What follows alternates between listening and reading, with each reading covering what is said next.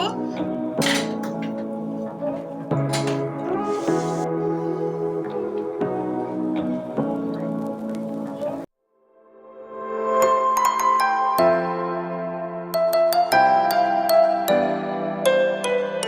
নমস্কার বন্ধুরা, আমি আজকে পাঙাশ মাছের কালিয়া করে দেখাবো কি কি লাগছে দেখুন।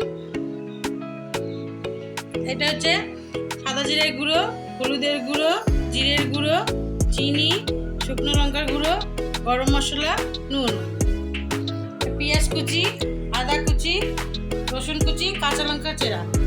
নুন দেবো, হলুদ গুঁড়ো দেবো,